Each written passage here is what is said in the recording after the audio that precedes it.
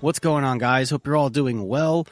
So a little backstory before we jump into this video. Last year, November 2020, I was scrolling through Instagram and happened to come across this image here. This is some artwork by Abel Orozco, and this is his Indolophosaurus hybrid. So hybrid of the Indoraptor and Dilophosaurus mixed together into this really cool looking sort of creature. And I got really inspired when I saw this, and I immediately went down to the customizing table and dug through my parts bin to see if I could find some parts to sort of kit bash together to make this into a physical action figure, because it just looks so awesome and it's deserving of an action figure. So I'm going to take you briefly through the process of how I built this thing.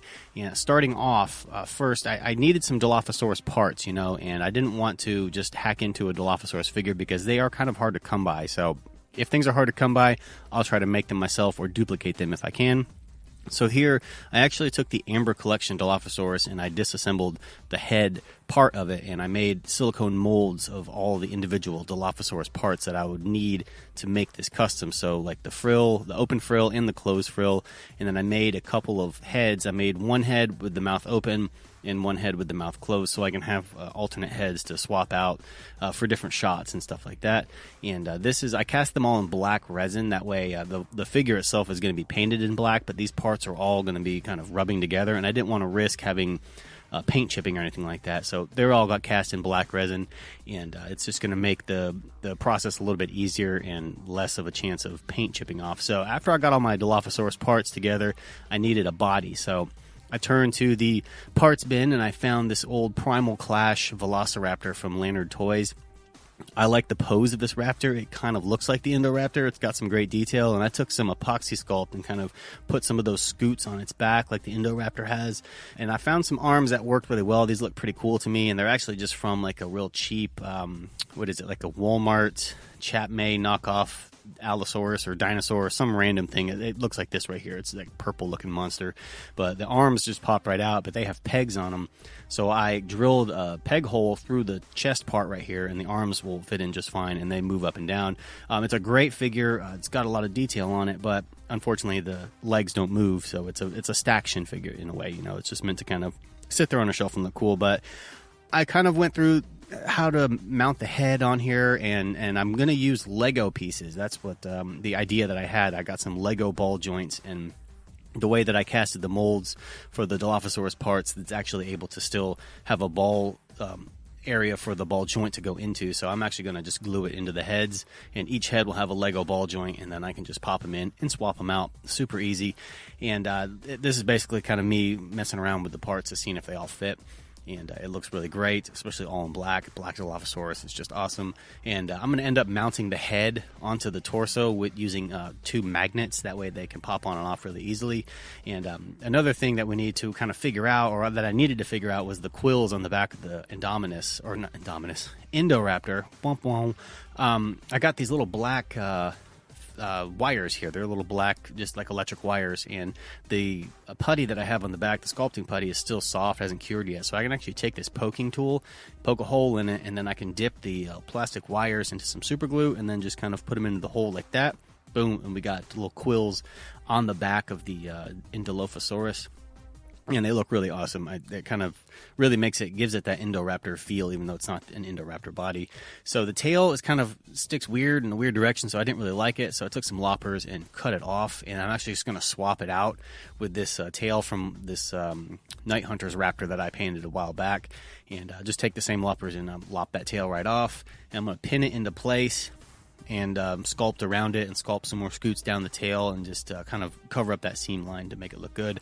So now I'm going to move over here to the frill. Now the frill on the artwork is kind of tattered and ripped and torn. I love that vibe. It looks cool. So I'm taking my Dremel, and I'm actually just taking the little bit right here, and I'm just cutting into the frill and making it look kind of frayed and everything like that. It looks really awesome. And I've got some of the little quills sculpted on the top of that part too. So here we'll kind of go through the articulation or like how the pieces fit together. So all the putty has cured and it's hard now, so I can actually just put the closed frill on and then pop the closed mouth head onto that one, and the head can still kind of turn around. You can see here the magnet holds everything together, and it will let me rotate the neck if I need to. It's very, very basic articulation. I really would love to have done this with a full-on posable Indoraptor, but they're really hard to come by these days. So kind of have to, you got to kind of get tricky, and you have to use your thinking brain to figure out ways to make stuff when you don't have access to it. But you can see here the parts swap out really easy. Open mouth now. It looks really awesome. And the teeth actually used from one of those 5 Surprise or whatever, Plesiosaurus. He had really cool looking teeth that kind of looked like an Indoraptor teeth, and they were kind of jagged looking. So I actually just carved that head out and cut the teeth out and then put them into the jaws of this Dilophosaurus head, pretty much. So now that it's pretty much built and it's done, everything is ready to go. The paint work on this thing is going to be super easy. It's really just all black and not a whole lot of fancy paint work here. It's really just painting the entire thing black, and it's just the body. Since the other pieces that I have are already cast in black, I don't have to worry about painting those or anything. It's a real basic paint job. I love it, but it's simple and it works really well. So moving down to the frill. The frill, I'm painting it with some moot green from Citadel Paints. It's a really cool looking gnarly green. I like it. Very vibrant looking. And just doing a couple of thin coats of that green on this, and then do some highlighting on it to make some of the detail pop out. And it looks great. I love the green against the black. It's just a really cool looking color. They work well together.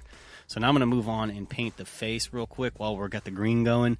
And I've got 2 heads to do, and I have to make each head look identical. So I'm only going to show you guys painting the process on the closed head one, because it took me forever to make sure that they look somewhat similar.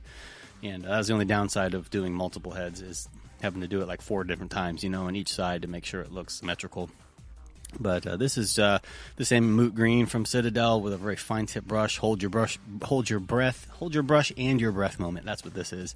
And just trying to not screw it up and get green paint where I don't want it.